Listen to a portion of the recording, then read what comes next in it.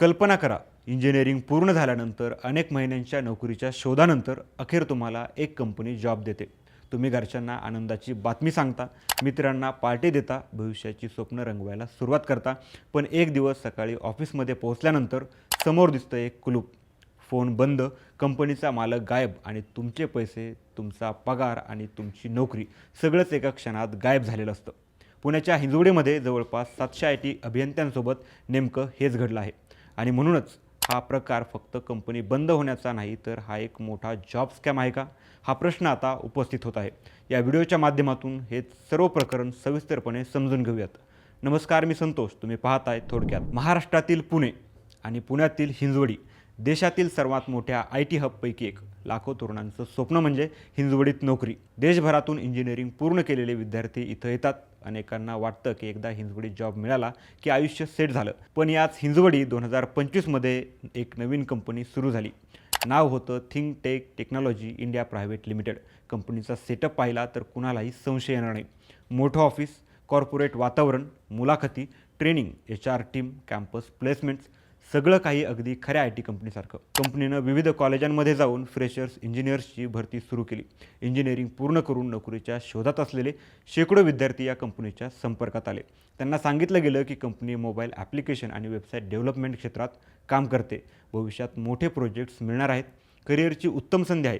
फ्रेशर्सना training दिलं जाईल आणि नंतर कायमस्वरूपी नोकरी दिली जाईल. याच ठिकाणी पहिली गोष्ट घडली ज्याकडं अनेकांनी दुर्लक्ष केलं. कंपनीनं प्रत्येक उमेदवाराकडून 15,000 रुपये सिक्युरिटी डिपॉझिट मागितलं. कारण काय सांगितलं गेलं तर कंपनी लॅपटॉप देणार होती. जर कर्मचारी नोकरी सोडून गेला किंवा लॅपटॉपचं नुकसान झालं तर त्यासाठी डिपॉझिट आवश्यक आहे. अनेकांना ही अट विचित्र वाटली, पण बेरोजगारीच्या काळात नोकरी मिळत असेल तर 15,000 रुपये फार मोठी किंमत वाटत नाही. काहींनी कुटुंबाकडून पैसे घेतले, काहींनी मित्रांकडून उसने घेतले, काहींनी कर्ज काढलं आणि हजारो रुपयांचा हा डिपॉझिट भरला. यानंतर ट्रेनिंग सुरू झालं. 2 महिने ट्रेनिंग देण्यात आलं. ऑफिसमध्ये नियमित उपस्थिती घेतली जायची. टीम्स बनवल्या गेल्या. काहींना प्रोजेक्ट्सवर काम देण्यात आलं. त्यामुळं कर्मचाऱ्यांचा विश्वास आणखी वाढला. त्यांना वाटलं की कंपनी खरोखरच वाढत आहे. अनेकांनी तर सोशल मीडियावर नवीन जॉब मिळाल्याच्या पोस्टही टाकल्या. सुरुवातीला काही महिन्यांसाठी कर्मचाऱ्यांना पगारही देण्यात आला. त्यामुळं कुणालाही संशय येण्याचं कारण नव्हतं. पण जानेवारी 2026 नंतर परिस्थिती बदलायला लागली. पगार उशिरा होऊ लागले. HR कडून वेगवेगळी कारणं दिली जाऊ लागली. कधी क्लायंटकडून पैसे आले नाहीत असं सांगितलं गेलं, कधी अकाउंट्स विभागातील तांत्रिक अडचणी सांगितल्या गेल्या. काही दिवसांनी पगाराचे चेक देण्यात आले. पण जेव्हा कर्मचारी बँकेत गेले तेव्हा अनेक चेक बाउन्स झाले. यावेळी कर्मचाऱ्यांमध्ये चिंता वाढू लागली. अनेक जण पुण्यात भाड्याच्या घरात राहत होतं. काही जण गावाकडून आले होते. घरभाडं, जेवण, प्रवास आणि इतर खर्च चालवणं कठीण होऊ लागलं. पण कंपनी व्यवस्थापनानं वारंवार आश्वासन दिलं की समस्या तात्पुरती आहे. मग आला 30 एप्रिल 2026चा दिवस. कर्मचाऱ्यांना अचानक कळवण्यात आलं की कंपनी काही काळासाठी ब्रेक घेत आहे. सुरुवातीला अनेकांना वाटलं की काही दिवसांत ऑफिस पुन्हा सुरू होईल. पण जेव्हा कर्मचारी कार्यालयात पोहोचले तेव्हा त्यांना दिसलं की ऑफिसला कुलूप आहे. आत कोणीही नाही, फोन लागत नाही, ईमेलला उत्तर नाही, व्यवस्थापन गायब. एका दिवसात शेकडो तरुणांच्या पायाखालची जमीन सरकली. ज्यांना कालपर्यंत वाटत होतं की ते IT प्रोफेशनल आहेत, ते अचानक बेरोजगार झाले. ज्यांनी 15,000 रुपये डिपॉझिट भरले होते त्यांचे पैसे अडकले. ज्यांचे पगार बाकी होते त्यांना ते मिळाले नाहीत. काही जणांनी घरच्यांना सांगितलं होतं की आता आर्थिक परिस्थिती सुधारेल, पण अचानक सगळंच कोसळलं. हळूहळू कर्मचारी एकत्र आले आणि त्यांनी माहिती गोळा करायला सुरुवात केली.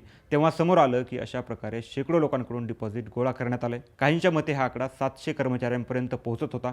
म्हणजेच फक्त डिपॉझिटमधूनच कोट्यवधी रुपयांची रक्कम जमा झाली असण्याची शक्यता व्यक्त केली जाऊ लागली. यानंतर संतप्त कर्मचाऱ्यांनी हिंजवडी पोलीस स्टेशनमध्ये धाव घेतली. तक्रारी दाखल होऊ लागल्या.